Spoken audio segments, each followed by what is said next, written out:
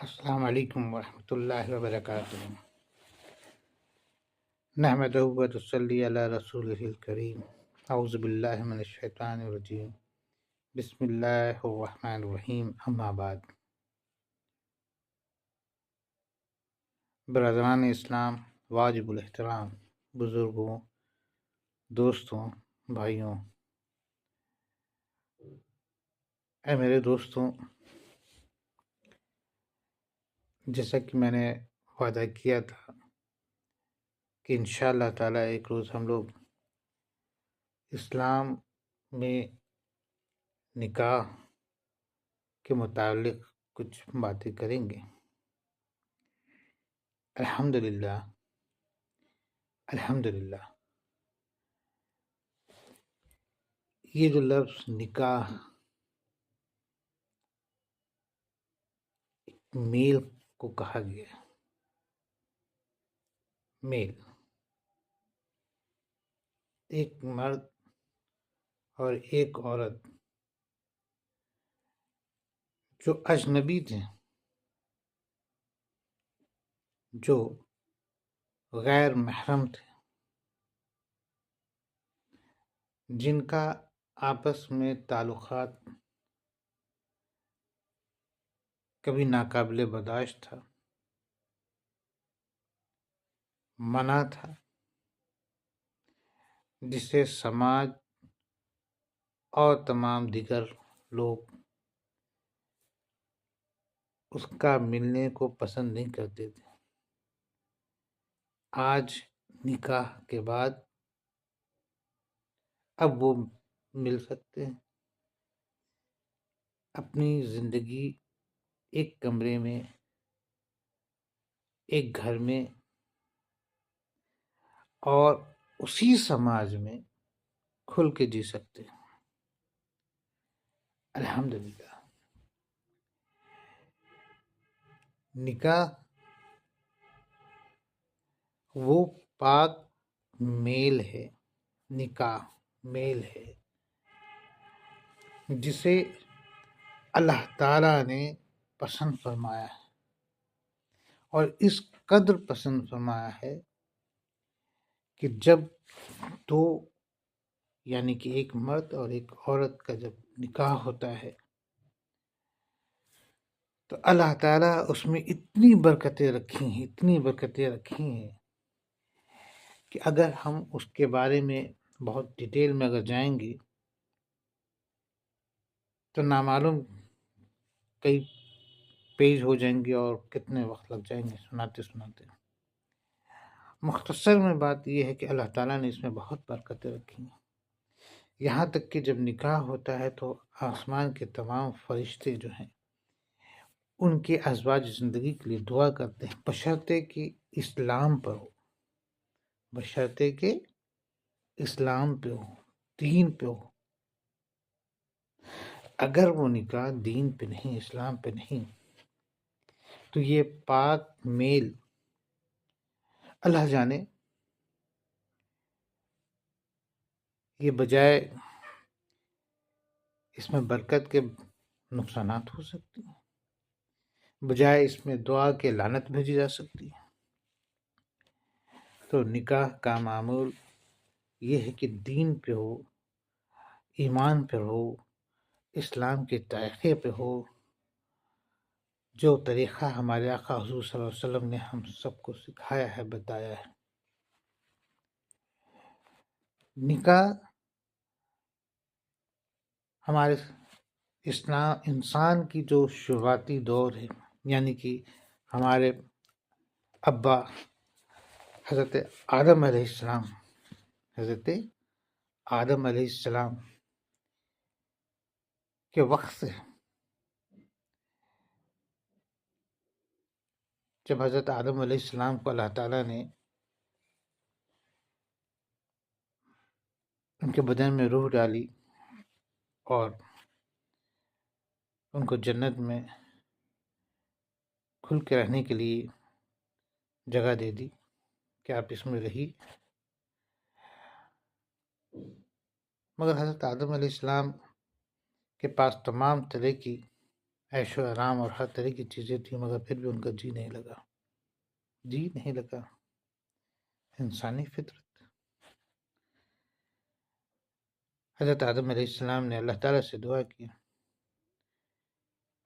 کہ میں بہت تنہا ہوں، اکیلا ہوں، تمام طرح کی عیش و آرام چیزیں ہیں، مگر اس کے باوجود بھی میں خود کو اکیلا فیل کرتا ہوں۔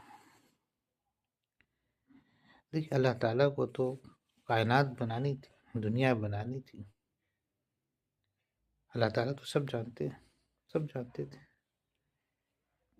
بہرحال بہت طویل واقعہ پہ نہیں جائیں گے، کیونکہ بہت طویل واقعہ پہ جائیں گے تو بہت وقت لگ جائے گا، نہ سننے والوں میں اتنا صبر ہے کہ اتنا لمبا سنیں گے، نہ ہمیں دیکھنا پسند کریں گے اتنی دیر تک۔ بہرحال ہم خاص مقصد پہ آتے ہیں۔ اللہ تعالیٰ نے ہمارے حضرت آدم علیہ السلام کو سونے کا حکم دی، اور جب وہ سو گئے تو اللہ نے آدم علیہ السلام کی پسلی سے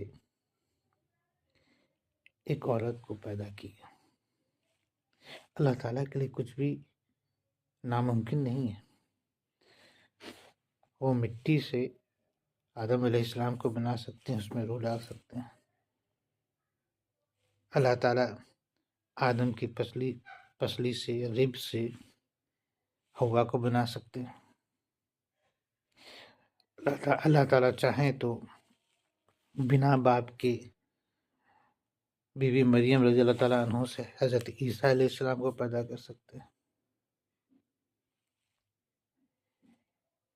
اللہ تعالیٰ چاہیں تو دشمنوں کے گھر میں حضرت موسیٰ علیہ السلام کی پرورش دے سکتے ہیں۔ یہ تمام چیزیں اللہ تعالیٰ کے لیے، سب چیز ان کی قدرت میں، اور وہ اللہ اختیار ہے کہ اللہ کچھ بھی چاہے، جو چاہے وہ کر سکتے ہیں۔ بہرحال تو حضرت حوا رضی اللہ تعالیٰ عنہ جب بن گئی، حضرت آدم علیہ السلام جب نیند سے جاگے تو حضرت حوا، جبکہ ان کے جسم کی پسلی کی بنی تھی، تو یہاں سے ہی ایک انسانی فطرت کہ وہ خود کو مکمل محسوس کرتا ہے جب وہ اپنے جسم کے اس حصے سے ملتا ہے۔ اگر کسی کے جسم کا حصہ الگ ہے تو ظاہر سی بات ہے کہ وہ جب دیکھ رہا ہو کہ میرا وہ حصہ وہ وہاں ہے تو اس کی طرف لپکتا ہے، دوڑتا ہے، بھاگتا ہے۔ ظاہر سی بات ہے، کشش، اٹریکشن۔ حضرت آدم علیہ السلام حضرت حوا کی طرف آگے بڑھے، مگر اللہ نے روک دیا، اللہ نے کہا نہیں، نکاح پہلے کرو، پہلے نکاح۔ تو نکاح سب سے پہلے حضرت آدم علیہ السلام کا حضرت حوا سے ہوا، اور اس کے بعد سے یہ تمام سلسلے ہوئے۔ اس کے بعد ایک کہانی ہے، لمبی کہانی ہے، کہ وہ پھر جنت سے اتارے گئے، دنیا میں بھیجے گئے۔ کچھ معاملات، ایک قصور ہوا تھا جو اللہ تعالیٰ کی نافرمانی ہوئی تھی اس کے لیے۔ بہرحال اس بارے میں ہم لوگ انشاءاللہ پھر بات ہوگی، ابھی بہت مختصر میں اپنے عین مقصد پہ آتے ہیں۔ تو پھر جب دنیا میں آئے تو پھر دنیا میں دونوں الگ الگ جگہ اتارے گئے تھے۔ پھر کافی دعا کے بعد حضرت آدم علیہ السلام اور حضرت حوا کی ملاقات ہوئی دنیا میں، اور اس کے بعد سے انسانی سلسلہ شروع ہوا۔ بہرحال تو یہ نکاح کا جو ہم لوگ کا جو ابھی مین موضوع ہے، وہ میں بتانا چاہتا ہوں کہ نکاح اللہ تعالیٰ نے اسے بہت پسند فرمایا، اور اس پہ کئی حدیثیں ہیں۔ جب میں اس پر حدیثیں پڑھ رہا تھا تو مجھے اتنی حدیثیں ملی کہ میں ان تمام حدیثوں کو سامنے رکھ ہی نہیں سکتا، ان تمام حدیث کو سامنے نہیں رکھ سکتا۔ لیکن بالخصوص جو ہمارے آقا رحمت دو جہاں حضرت محمد مصطفیٰ صلی اللہ علیہ وآلہ وآلہ وصحبہ وسلم تسلیما کثیرا نے سیدھی سی ایک بات یہ کہا کہ اگر آپ اختیار رکھتے ہیں، آپ اگر قابل ہیں، آپ اس لائق ہیں، تو آپ نکاح کرو، آپ نکاح کرو۔ دنیا میں سب سے خوبصورت چیز زندگی ہے جو اللہ تعالیٰ نے ہمیں زندگی بخشی، جس سے ہم فائدہ اٹھاتے ہیں، اللہ کی عبادت کرتے ہیں، کیونکہ اس کے بعد کی جو زندگی ہے ہمیشہ ہمیشہ کی رہنے والی زندگی ہے اس کے لیے۔ اسی طرح سے اس زندگی کے لیے سب سے فائدہ مند چیز ہے جو ازواج زندگی میں ہماری جوزہ، ہماری بیویاں یعنی کہ عورت، وہ سب سے خوبصورت چیزیں۔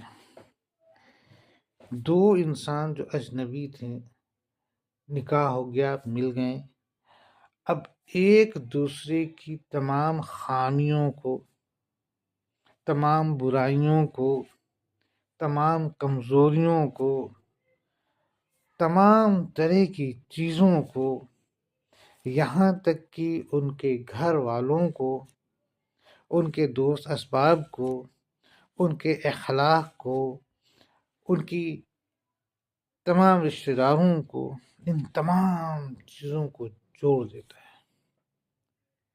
ایک نیا رشتہ، ایک نیا سلسلہ شروع ہوتا ہے، اور اس کے بعد یہ زندگی اسی طرح سے آگے بڑھتی چلی جاتی ہے۔ سلسلہ شروع ہوتا ہے، اس کا دور ختم ہوا، پھر دوسرا دور، دوسرا دور ختم ہوا، پھر دوسرا دور۔ حضرت آدم علیہ السلام کے وقت سے یہ چلا آ رہا ہے۔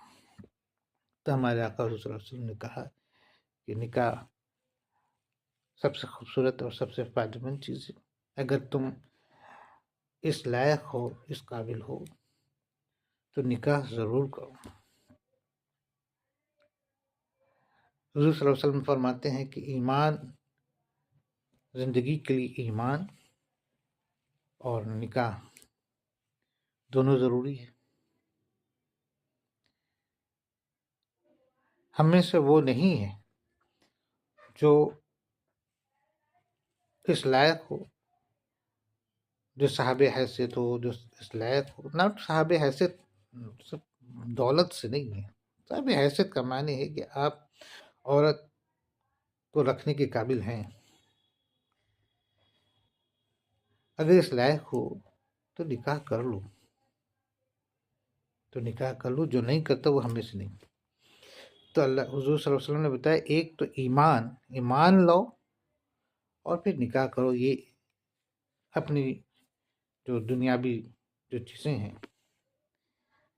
اسے پورا کرو، مکمل کرو، ورنہ یہ ادھورا رہے گا۔ اور نکاح تو یہ ہے کہ آج ہم جس سے نکاح کرتے ہیں وہ نکاح نہ کہ صرف دنیا تک رہے گی، اس کی سب سے بڑی فائدے کی بات یہ ہے، سب سے بڑی چیز یہ ہے کہ ہمارے مرنے کے بعد بھی ہمارا وہ رشتہ بنا رہتا ہے۔ مرنے کے بعد آخرت میں قیامت کا دن گزارنے کے بعد جب ہمارا فیصلہ ہوگا جنت یا جہنم، جب ہم اپنے تمام چیزوں کو گزار چکے ہوں گے، جب ہم جنت میں رہیں گے، تو ہمارے سامنے وہی بیوی ہوگی جو دنیا میں تھی۔ ہمارے سامنے وہی بیوی ہوگی جو دنیا میں تھی۔ یعنی کہ نکاح جو ہم نے کیا، وہ نکاح وہاں تک چلے گا اور چلتا ہی رہے گا، اگر وہ ہماری نکاح کی حالت میں دنیا سے رخصت ہوئے ہیں تو۔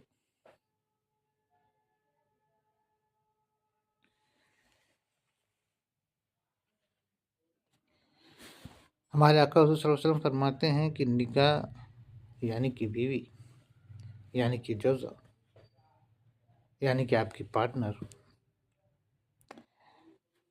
سے آپ کا اپنا پرسنل فائدہ تو ہے ہی، اور سب سے بڑا فائدہ یہ ہے کہ آپ کو ایک بہت بڑے گناہ سے بچاتا ہے، ایک بہت بڑے گناہ سے بچاتا ہے۔ اگر آپ کسی عورت کی طرف مائل ہوتے ہیں آپ کا ذہن جاتا ہے اور طرح طرح کی نفسیاتی فطرتیں دماغ میں آتی ہیں، ذہن میں آتی ہیں،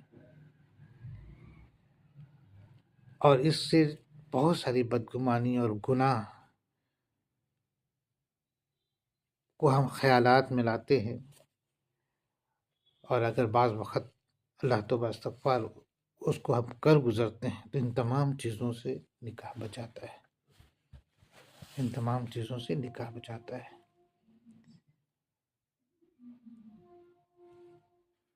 نکاح یعنی کہ آپ کی بیوی آپ کو اس گناہ سے بچا لیتی ہے کہ آپ اپنی شرمگاہ کی حفاظت کریں، آپ زنا سے خود کو حفاظت کریں، گناہ سے بچیں۔ مرد کی سب سے بڑی خوبصورتی اس میں ہے کہ وہ اچھا اخلاق مند ہو، وہ اچھا اخلاق مند ہو،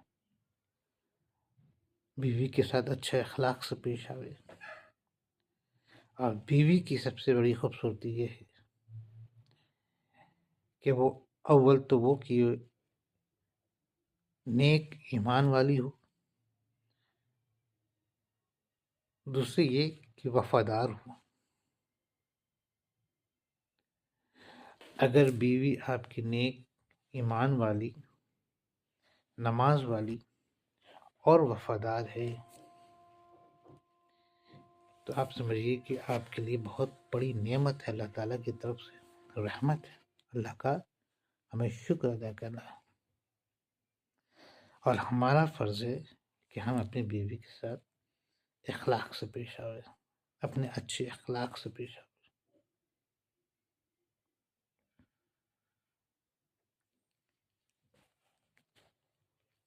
قرآن پاک میں بھی اللہ تعالیٰ نے کئی جگہ پر اس رشتے کو لے کر کے بہت ساری آیتیں اتاری ہیں۔ ایک کچھ چند آیت یہاں پر میں آپ کے ساتھ شیئر کرنا چاہوں گا، بہت مختصر میں ترجمہ کے ساتھ، ترجمہ انشاءاللہ۔ یہ دیکھیے سورہ نساء میں ایک آیت ہے، اس میں اللہ تعالیٰ فرماتے ہیں کہ مرد کے لیے بیوی کا ہونا اور بیوی کے لیے شوہر کا ہونا اللہ تعالیٰ کی عظیم نعمتوں میں شمار کیا گیا۔ اور اس آیت کا ایک ترجمہ ہے،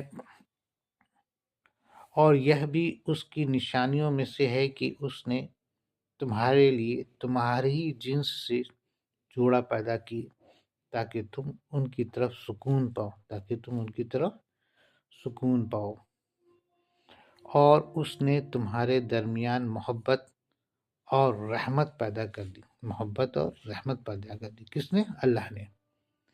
بے شک اس نظام تخلیق میں ان لوگوں کے لیے نشانیاں ہیں جو غور اور فکر کرتے ہیں، جو غور اور فکر کرتے ہیں۔ بے شک سکون، کیونکہ ایک مرد کا عورت سے یا عورت کا مرد سے، جسے قرآن پاک میں ایک دوسرے کے لیے چادر بتایا گیا ہے، اس سے بہت سکون ملتا ہے، کیونکہ وہی آپ کا سچا ہمدرد ہے، آپ کا سچا دوست ہے، آپ کا سچا پرواہ کرنے والا ہے، اور ایک دوسرے سے سکون ملنا ہے، ایک دوسرے سے سکون ملنا ہے۔ میں نے میڈیکل سائنس اور میڈیکل کے روشنی میں بہت ساری اسٹڈی کیا، بہت سارے تجربات بھی الحمدللہ ہم نے دیکھی ہے۔ اگر جن کی ازواج زندگی اچھی نہیں، یا جن کا زندگی میں شوہر کا یا بیوی کا رشتہ قائم نہیں ہوا یا نہیں ہو سکا، یا ہوا تو اس میں بہت ساری الجھنیں وغیرہ وغیرہ رہیں، یعنی کہ ان کی ازواج زندگی اچھی نہیں رہی، تو جسمانی بھی بہت سارے نقصانات ہیں، اور دماغی سب سے پہلے تو دماغی نقصانات بہت ہیں، پھر جسمانی بھی ہیں۔ آپ غور کیجیے گا، جن کی ازواجی زندگی بہت بہترین، خوشگوار، محبت اور اخلاق کے ساتھ رہی ہے، عموماً آپ انہیں خوش پائیں گے،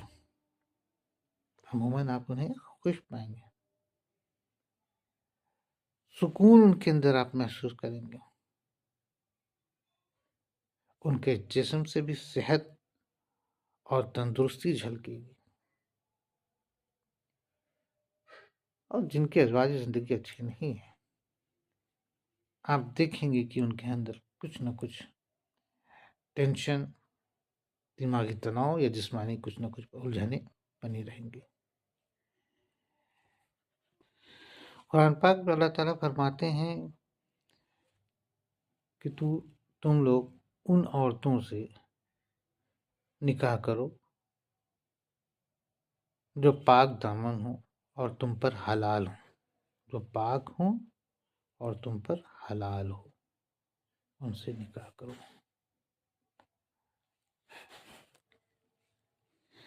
چلتے چلتے ایک چھوٹی کچھ حدیث پر ہم لوگ نگاہ ڈالتے ہیں۔ ہمارے آقا حضور صلی اللہ علیہ وسلم فرماتے ہیں، اے جوانوں، تم میں سے جو شخص گھر بسانے کی استطاعت رکھتا ہو وہ شادی کر لے، کیونکہ نکاح سے نظر نہیں بہکتی اور شرمگاہ محفوظ رہتی ہے، اور جو شخص نکاح کی استطاعت نہ رکھتا ہو تو وہ روزے رکھے، کیونکہ روزے سے اس کی شہوت کو کم کر دیتی ہے۔ روزے سے یعنی کہ آپ کے اندر جو برے خیالات ہیں اس کو کم کر دیتی ہے۔ حضور صلی اللہ علیہ وسلم نکاح کو نصف دین قرار دیے ہیں۔ نصف دین مطلب آدھا دین، اگر نکاح آپ نے کیا تو آدھا دین مکمل ہو گیا۔ حضرت انس رضی اللہ تعالیٰ عنہ سے مروی ہے کہ حضور نبی اکرم صلی اللہ علیہ وسلم نے فرمایا، جس نے شادی کر لی تو اس نے اپنا نصف ایمان بچا لیا، اس نے اپنا آدھا ایمان بچا لیا۔ تو اب بقیہ نصف ایمان بچانے کے لیے اللہ کا تقوی اختیار کرو۔ نکاح کرنا حضور نبی اکرم صلی اللہ علیہ وسلم کی سنت ہے، اور آپ صلی اللہ علیہ وسلم نے اسے اپنانے کی ترغیب فرمائی ہے۔ ام المومنین سیدہ عائشہ صدیقہ رضی اللہ تعالیٰ عنہ سے مروی ہے کہ آپ نے فرمایا، نکاح میری سنت ہے، سو جس نے میری سنت پر عمل نہ کیا اس کا مجھ سے کوئی تعلق نہیں ہے نا۔ کتنی حضور صلی اللہ علیہ وسلم دیکھیے پورے جہاں کے لیے رحمت بن کے اتارے گئے تھے، پوری جہاں کے لیے رحمت ہے۔ ہمارے آقا حضور صلی اللہ علیہ وسلم کی اور ان کے تمام سنتوں پہ اگر ہم غور کریں، فائدے ہی فائدے ہیں۔ جن چیزوں کے لیے ہمارے آقا حضور صلی اللہ علیہ وسلم نے کہا وہ تمام چیزیں فائدے ہیں، میڈیکل اعتبار سے، دنیاوی اعتبار سے، دین کے اعتبار سے، ہر اعتبار سے فائدے مند ہیں۔ اگر ہمارے آقا حضور صلی اللہ علیہ وسلم کہتے ہیں کہ 3 سانس میں پانی پیو، بیٹھ کے پانی پیو، آج ہمارا میڈیکل سائنس کہتا ہے کہ پانی بیٹھ کے پیو، رک کے پیو۔ ہمارے حضور صلی اللہ علیہ وسلم 1400 سال پہلے کہہ دیے۔ کب کہے؟ 1400 سال پہلے، یعنی کہ جس وقت اتنا سائنس وغیرہ میڈیکل وغیرہ کچھ بھی نہیں تھا، لیکن ہمارے آقا صلی اللہ علیہ وسلم کہے کہ ٹھہر کے 3 سانس میں پانی پیو، پہلی مرتبہ سبحان اللہ، دوسری مرتبہ الحمدللہ، تیسری مرتبہ اللہ اکبر کو، یعنی کہ ہمارے سانس جو چھوٹے وہ اس پانی میں نہ جائے۔ اسی طرح سے جیسے حضور صلی اللہ علیہ وسلم نے کہا کہ بیٹھ کے استنجا کرو، آج میڈیکل سائنس کہہ رہا ہے کہ ہاں کھڑے ہو کے پیشاب نہیں کرنا چاہیے، بہت نقصان ہے۔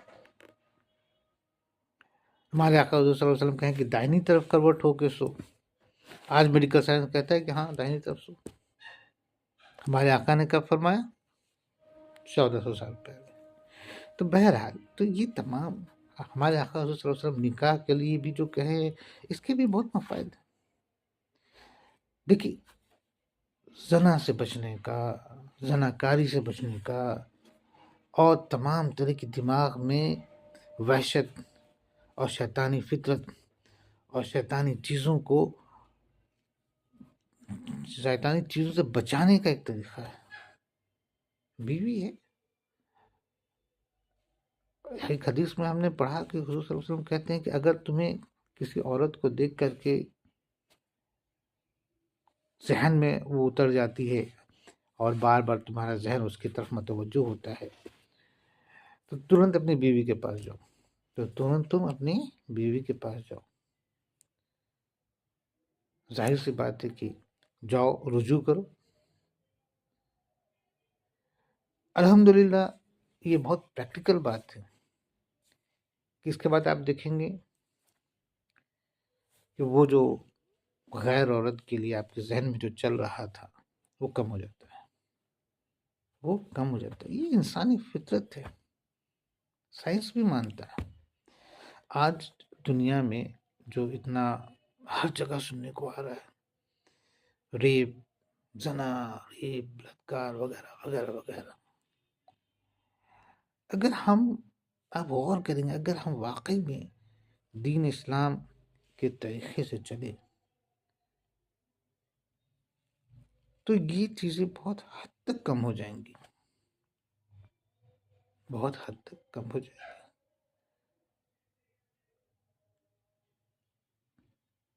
کیا ہوتا ہے کہ یہ چیز ہر انسان میں فطرتاً، جانوروں میں بھی. تو خیر جانور تو جانور ٹھہرے، ان کے لیے تو کوئی دائرہ نہیں ہے، مگر انسانوں کے لیے تو دائرہ ہے.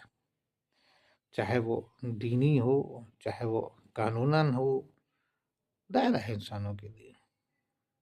ہم جانوروں کی طرح تو نہیں نہ آ سکتے، نہیں جی سکتے. ہمارے لیے دائرہ ہے. تو اس دائرے میں رہنا ہے. ہمارے اندر اگر شیطانی فطرتیں ہو رہی ہیں تو ہم کو اس فطرت کو بڑھاوا نہیں دینا ہے. اسی لیے اسلام میں کہا گیا ہے کہ اے لوگوں، اگر تمہاری عمر ہو جائے تو شادی وقت سے کر لو، نکاح وقت سے کر لو. شیطان تمہارا کھلا دشمن ہے. کب کہاں تم کو جو ہے کہ گناہ میں ڈال دے گا، اس سے بچو. جہاں وقت ہو جائے نکاح کرو، شادی کرو. ایک اچھی مومنہ، ایک اچھی ایمان والی، نیکوکار، پرہیزگار، وفادار سے نکاح کرو، اور اس کے ساتھ جو ہے کہ تم اچھے اخلاق سے پیش ہو. اچھے اخلاق سے پیش ہو. یہ بھی چیزیں آج سوسائٹی میں مسلمانوں کو بڑا بدنام کیا جاتا ہے. بہت طرح کی چیزیں بے وجہ کا جو ہے نا وہ لا دی گئی ہے، اور ہر طرح سے مسلمان کو ٹارگٹ کیا جاتا ہے کہ ان کے اندر کی جو نہیں بھی برائیاں ہیں اس کو نکال دی جاتی ہے، اور کہا جاتا ہے کہ دیکھو یہ اسلام کا کلچر ہے. اسلام کا کلچر ایسا نہیں. اسلام کا کلچر تو ایسا ہے کہ اگر آپ 100% اس پہ اگر آپ چلیں تو 100 نہیں تو 99% گناہ ہوگا ہی نہیں، کرائم ہوگا ہی نہیں. بہرحال یہ اور باتیں ہیں. آئیے ہم لوگ آگے بڑھتے ہیں. تو بہرحال تو معلوم یہ ہوا کہ ان حدیث سے معلوم یہ ہوتا ہے کہ نکاح کی فضیلت جو ہے بخوبی واضح ہو جاتی ہے کہ نکاح کرنا نہ صرف اللہ اور اس کے رسول صلی اللہ علیہ وسلم کے حکم کی تعمیل ہے، بلکہ تکمیل دین ہے اور حفاظت ایمان کا ذریعہ بھی ہے.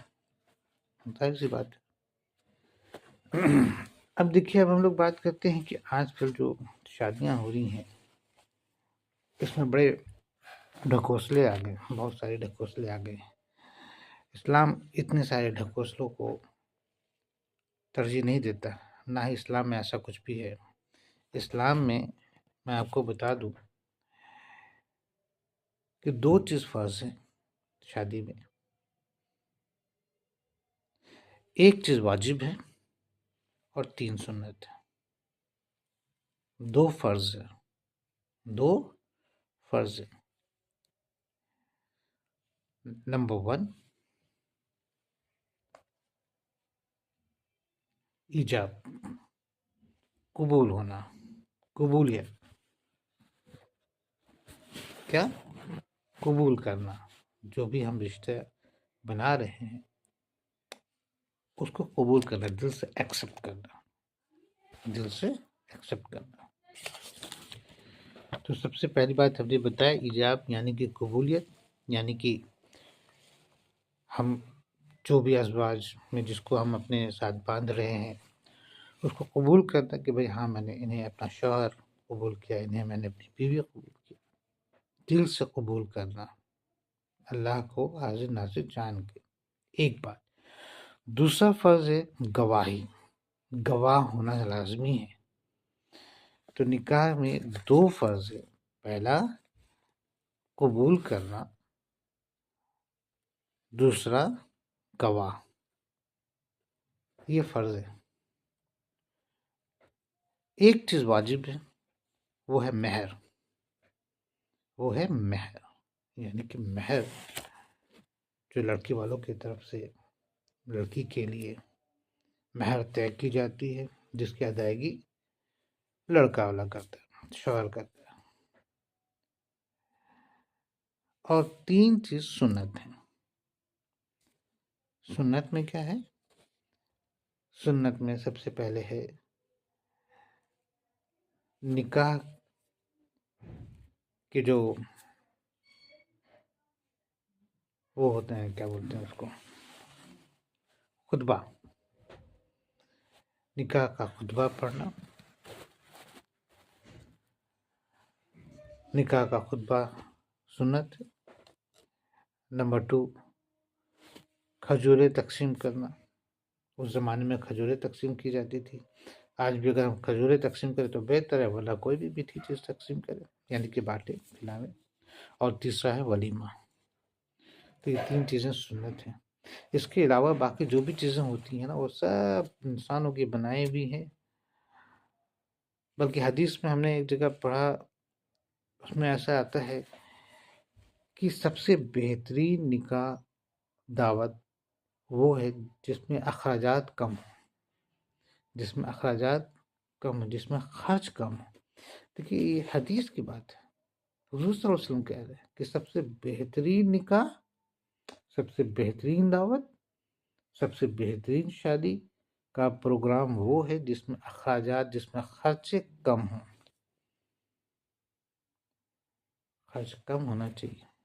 خرچ اگر زیادہ ہے تو ظاہر سی بات ہے کہ ہم بہت زیادہ دکھاوے پہ چلے گئے، اور یہی وجہ ہے کہ آج ہمارے معاشرے میں بہت ساری چیزیں، بہت ساری مصیبتیں آ گئی ہیں ان لوگوں کے لیے جو جن کے مالی حیثیت کم ہے، وہ بیچارے اپنے اسٹینڈرڈ کو مینٹین کرنے کے لیے نہ جانے کیسے کیسے پریشانی اور تکلیفیں جھیلتے ہیں، کیونکہ دکھانا پڑتا ہے، دکھاوا ہے۔ نہ دکھاوے تو سوسائٹی میں ان کا جو ہے کہ دوسری نگاہ سے دیکھا جائے گا۔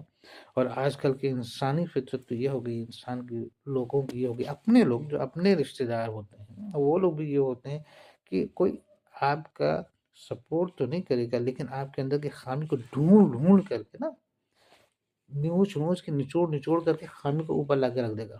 ارے جی جاؤ دیکھو، ایسا تھا ویسا تھا، یہ کمی تھی وہ کمی تھی، اس نے ایسے نہیں کیا، اس نے ویسے نہیں کیا، دیگر تمام چیزوں کو لے کر کے سامنے لا کر کے جو ہے نا اس کو جو ہے کہ ذلیل کرنے کی کوشش کرے گا، جو کہ اسلام میں بالکل منع ہے۔ میں نے اس پر ایک ویڈیو بھی بنائی ہے کہ جس پر آپ شروعاتی کی ویڈیو میں دیکھیں گے، جس میں ہم نے لکھا ہے کہ بہت کیا چیزیں بہتر طریقہ کیا ہے وغیرہ، بائی دی وے۔ تو وہ چیزیں نہیں ہونی چاہیے۔ اللہ تعالیٰ ہمیں ان برائیوں سے محفوظ رکھے اور ہمیں عقل دے، سوچ دے، طریقہ سنت پہ چلنے کی توفیق دے، اور نکاح کو ہم لوگ ایک اچھے طریقے سے اس کی اچھی فضیلت کو جانتے ہوئے اور گناہ سے بچنے کے لیے اور امت محمدی یعنی کہ حضور صلی اللہ علیہ وسلم کی امت کو بڑھانے کے لیے نکاح کریں، اپنے بچوں کی، اپنے دوستوں کی، اپنے بھائی بہنوں کی،